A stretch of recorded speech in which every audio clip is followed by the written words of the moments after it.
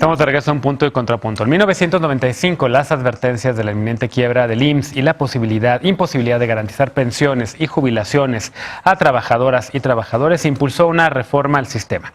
Las Afores prometieron no solamente resolver este problema, sino además dar pensiones dignas gracias a los buenos rendimientos y el ahorro voluntario. ¿Pero qué crees? Que esto no sucedió. Veamos el contexto.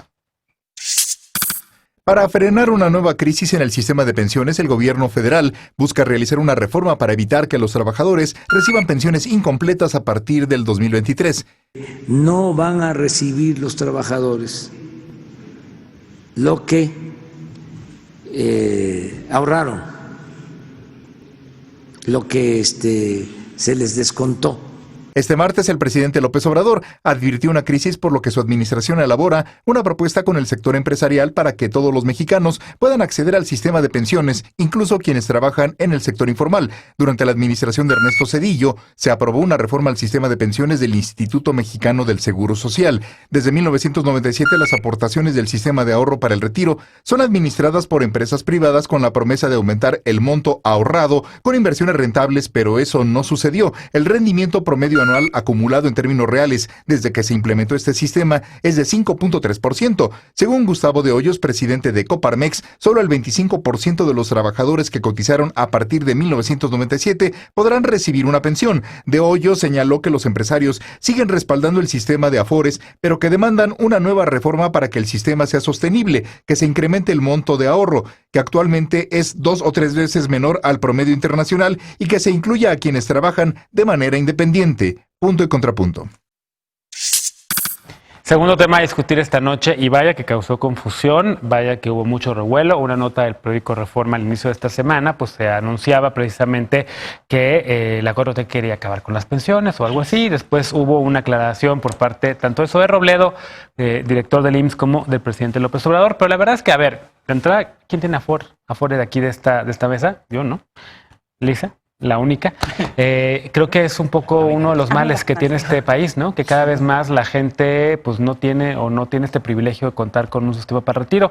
¿Cómo hacerle, Eder? Porque sí, en efecto es una crisis heredada. Sí, a ver, para tener Afores necesitamos cotizar por 1,250 semanas y entonces ya tenemos derecho a una pensión que en el 60% de los casos o más sería de menos de 4,000 pesos al mes durante nuestra vejez hasta que fallezcamos. Desde ahí ya hay una crisis muy dura. Esos son parte de los efectos de ese momento neoliberal en el que se privatizó todos los servicios que estaban a cargo del Estado.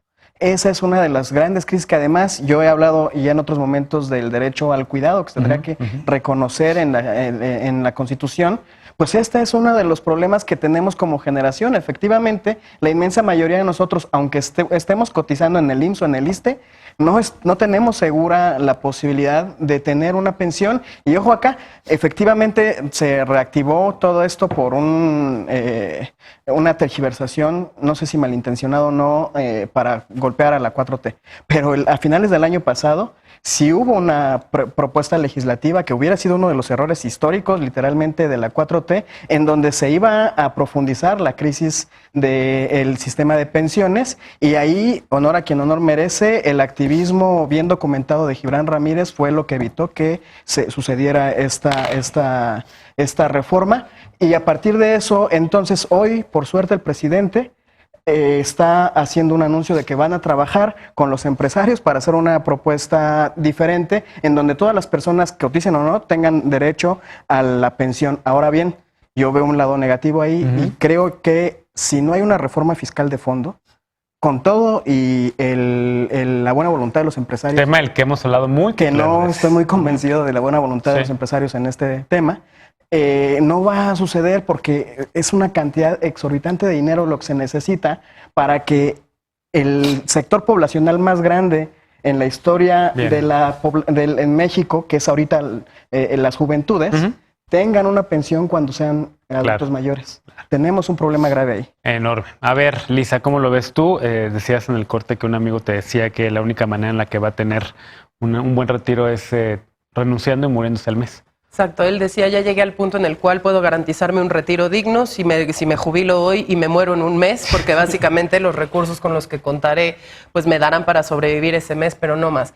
Yo creo que hay 3 problemas fundamentales. Uno que tiene que ver con que traemos una serie, digamos, histórica de pauperización del trabajo, en donde lo primero que nos pasó fue que muchos de nosotros entramos a la fuerza laboral ya sin siquiera tener la opción de cotizar a la seguridad social para pagar afore, no afore, seguro social o no seguro social, de manera que hay generaciones enteras que por más que hayan trabajado 10, 15, 20 años, no tienen una sola cotización a ningún sistema de solidaridad o seguridad social que les permita después u obtener sus ahorros o bien optar por una pensión, por pírrica y mínima que sea esta, para toda su vejez. Segundo, pues tenemos una presión por la pirámide poblacional que ha ido haciendo reforma tras reforma que se atrase cada vez más la edad, porque se alarga la esperanza de vida en la cual podemos tener una pensión, pero además pues hay cada vez menos jóvenes contribuyendo a este esquema solidario y cada vez más viejos que requieren y ejercen una presión financiera importante en el sistema. Y una tercera cosa que tiene que ver con cuál fue el modelo que se planteó efectivamente a finales de los 90, en donde se nos obligaba a entregarle nuestro ahorro para el retiro a sociedades financieras que cobraron comisiones y que de alguna u otra manera pues se limitaba la opción de lo que yo podía o no hacer, y que creo que no todo el mundo entendió que incluso si tú entregas tus contribuciones cada quincena o cada mes o como contribuyas a tu Afore, la probabilidad por número de cotizaciones y años de vida cotizando en esos esquemas de que al final logres las cotizaciones suficientes para que te den una pensión y no simplemente el cash out, que se diría en inglés, de tus ahorros, es decir, lo que juntaste te lo llevas, pues hace que solo el 1% de todos los pensionados de esta generación de millennials vayan realmente a poder cobrar una pensión en su vejez, cosa que va a tener muchísima presión para los servicios públicos en 10, 15, 20 años. Y para quienes ahora son infantes.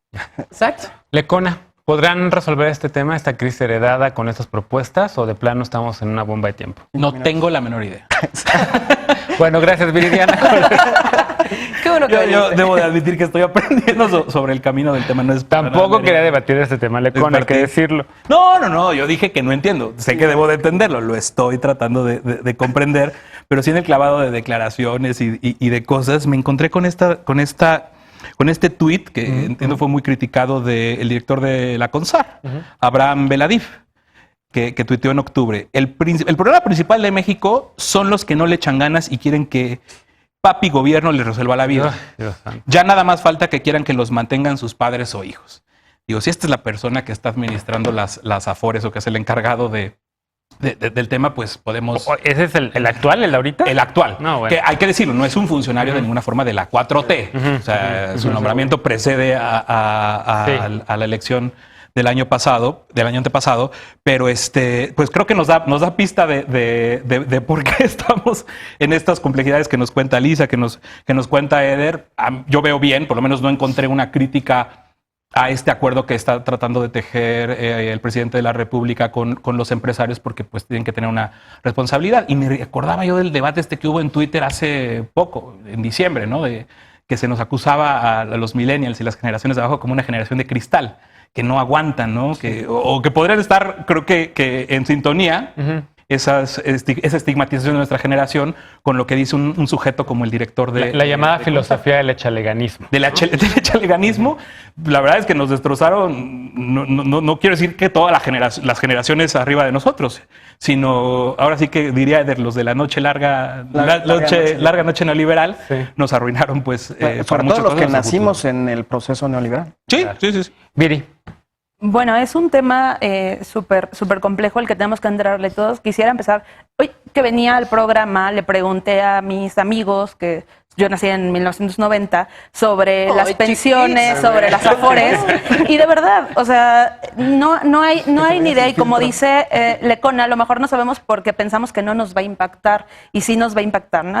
Es un problema bien complejo, que qué bueno que se está hablando ahorita antes de que estalle esta bomba. Sí, por supuesto que es una bomba que puede desatar protestas sociales bastante fuertes y que muchas veces han criticado al presidente cuando critica la larga noche neoliberal, Claro. pero este es un ejemplo claro, no solo en México, sino en Latinoamérica, que han cambiado incluso los modelos a mixtos o a estatales nuevamente de lo que el neoliberalismo le hizo a los países, ¿no? Pero bueno, qué bueno que ahora vamos a debatir sobre esto y se tiene que construir un sistema que pues venga a salvar prácticamente, de verdad es un problema muy grande que venga a salvar al país. Sí.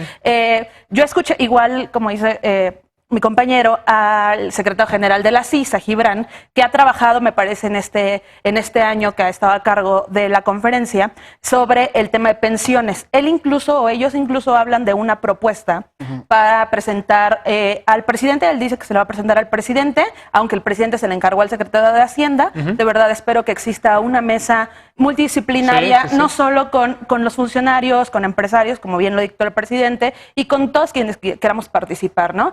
Espero una participación interesante de jóvenes, insisto, de mi edad, que ya estoy saliendo de la edad en México, que participen. Otra cosa que hay que ver cuando se da este debate, que no quisiera dejar de mencionar, es la desigualdad que las mujeres tenemos sobre las pensiones. Claro. El trabajo de cuidados, como bien lo dice Eder, no es un trabajo, o sea, de por sí el trabajo informal no es un trabajo que genere. El trabajo formal no genera antigüedad ni pensiones. Sí. El trabajo informal menos, y el trabajo no reconocido, que es el de las mujeres menos. Entonces lo dejo para cuando se dé esa discusión. Bien. Yo quería nada más dos cosas porque me parece que es bien importante para terminar de contextualizar este debate que estamos teniendo. El primero es que con la reforma del finales de los 90, formalmente en México estamos teniendo dos sistemas paralelos. Aquellos que empezaron a cotizar antes de cierto año y de cierta reforma, y aquellos que empezaron a cotizar después. Para los de antes, justamente las jurisprudencias de la Corte de las que estamos hablando en este momento tienen que ver con dónde se topaba el límite máximo al que podían aspirar como ingreso, a partir del cual se calculaba su pensión, y esa es una de las cosas que fue paparrucha, ¿no? Que se dijo que si se había cocinado en la 4T, cuando en realidad pues ya hay 5 sentencias en el mismo sentido, y ya hay jurisprudencias de la Corte en varios juicios de amparo. Pero lo segundo, y que me parece muy interesante, si podemos tener una mesa de seguimiento, es si deben o no las pensiones estar indexadas al salario mínimo. ¿Qué significa? Que estén calculadas en base a cuánto es el salario mínimo, y si eso implica un freno o no para que el salario mínimo pueda crecer. Porque si crece el salario mínimo y en automático crecen las pensiones, crece la presión sobre las finanzas públicas, porque las pensiones se pagan con fondos públicos, mayoritariamente en estos esquemas de solidaridad social. Entonces, Ricardo Becerra tenía toda una discusión con el ministro presidente de la Corte, con Arturo Saldívar, sobre si realmente tenemos que seguir o no indexando al salario mínimo, porque hacerlo significaría la imposibilidad de crecer esos salarios con las inflaciones, generando un doble problema. Si ya de por sí tu Afore no va a valer nada porque estás monetizando un ahorro que hiciste desde hace muchísimos años al valor presente, es decir, ya perdiste un montón de valor en ese tramo, el siguiente es, pues tu salario tampoco pudo incrementar durante todos esos años, porque la pensión dependía. Les propongo que demos un seguimiento a este tema, porque en efecto, pues estamos envejeciendo como población en México, en otros países, yo más, por supuesto. Lecona más que todos en esta mesa, pero... fue un buen presidente después de esto. Bueno, pero sí es un problema que puede ser una bomba de tiempo, que ha causado muchos problemas en Europa, sobre todo, que ha acabado con finanzas públicas y que, sin duda, Lecona tendría que estudiar mucho mejor. Totalmente. Regresamos después de la pausa. Vamos a hablar sobre Donald Trump, quien rindió anoche su segundo informe sobre el Estado de la Unión ante una abierta hostilidad de los legisladores demócratas. De hecho, su tercero. Regresamos a Punto y Contrapunto. No te vayas.